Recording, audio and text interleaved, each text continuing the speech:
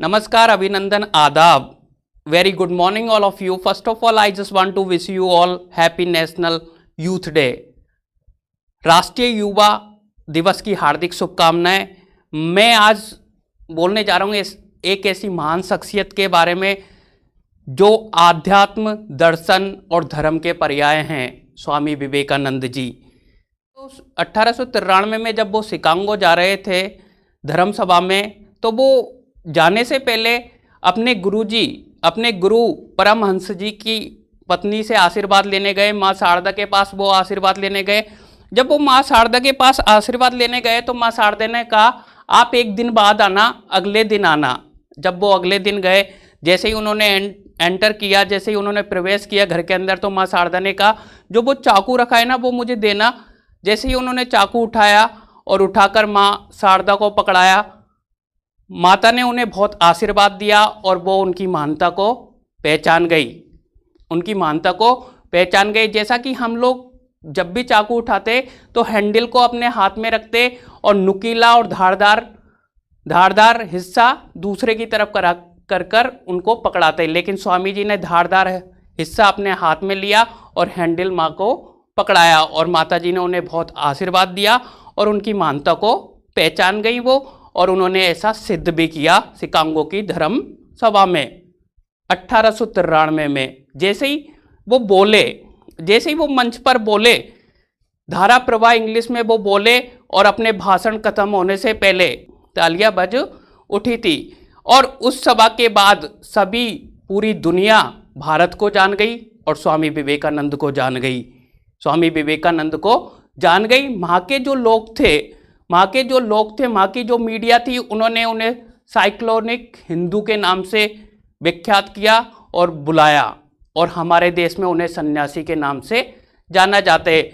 धर्म सभा होने के बाद स्वामी जी 3 वर्ष तक अमेरिका में ही रहे.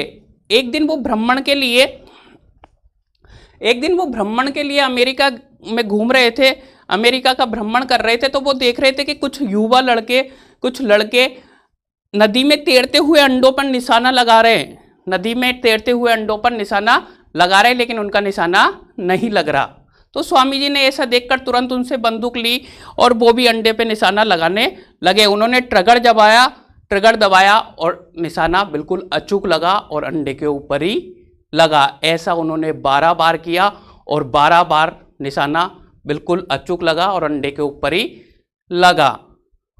स्वामी जी ने उन सभी लड़कों को बताया कि मैंने मेरी जिंदगी में पहली बारी बंदूक हाथ में ली है, पहली बारी बंदूक उठाई है. अगर आप किसी भी लक्ष्य को प्राप्त करना चाहते हैं तो आप एकाग्र होने चाहिए. कहते हैं ना, रेस में जब आप भाग रहे तो रेस का नियम है, आपको अगल और बगल में नहीं देखना. अगर आपने अगल और बगल में देखा तो आप रेस हार जाएंगे. If you want to win the race then you are to focus on your target. अगर रेस जीतनी है तो अपने लक्ष्य पर ध्यान रखें, अगल और बगल में नहीं देखें. स्वामी जी ने इतना कुछ हमें बताया और पूरी दुनिया में हमें पहचान दिलाई. आज के समय में आज के युवा उनके विचारों से कितने संबंधित हैं, कितने प्रासंगिक हैं, ये कहना बहुत मुश्किल है. क्योंकि स्वामी जी ने 25 वर्ष की आयु में ही सब कुछ त्याग दिया और उन्होंने गेरुआ वस्त्र धारण कर लिया और सब कुछ त्याग दिया. बट आज के युवा सन्यासी नहीं बनना चाहते. They want to be a great leader. आज के युवा महान नेता बनना चाहते हैं. वो अपनी दुनिया बहुत बड़ी करना चाहते हैं. वो अपने अंदर, खुद के अंदर अपनी दुनिया नहीं ढूंढते, वो औरों में अपनी दुनिया ढूंढते हैं. वो अपनी फ्रेंड लिस्ट बढ़ाना चाहते हैं. That's why I think that आज के युवा उनके विचारों को फॉलो नहीं कर पा रहे हैं. अगर जीवन में महान बनना है, कुछ करना है, तो स्वामी जी के विचारों को हम अपनाएं. आज का युवा consuming the liquor, youth are just consuming the liquor, they are abusing, they are just trying to show off. वो दिखावा करने की कोशिश कर रहे हैं. मैं स्वामी जी के विचारों को यूथ से जोड़ने के लिए कविता सुना रहा हूँ, छोटी सी कविता सुना रहा हूँ, और कविता का शीर्षक है अपने बस की बात नहीं। कविता का शीर्षक है अपने बस की बात नहीं। जब तक सांसें जारी है खेलो जी लो जी भरकर, जब तक सांसें जारी है खेलो जी लो जी भरकर, सुबह शाम जन्नत की चिंता अपने बस की बात नहीं।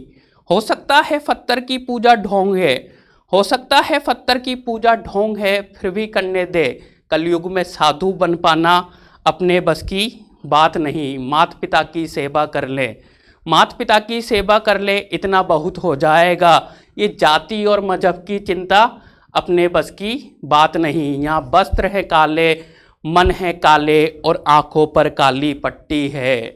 यहाँ वस्त्र है काले, मन है काले, और आंखों पर काली पट्टी है।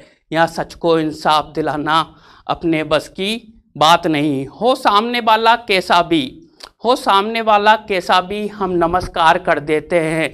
यहाँ सबको शिष्टाचार सिखाना अपने बस की बात नहीं। हो जाऊं अगर भावुक, हो जाऊं अगर भावुक, तो आंसू खुद ही बह लेते हैं। यहाँ पलकों के पीछे रात छुपाना अपने बस की बात नहीं।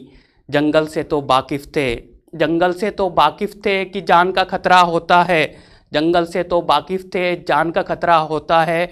अब इंसानों में रह पाना भी अपने बस की बात नहीं।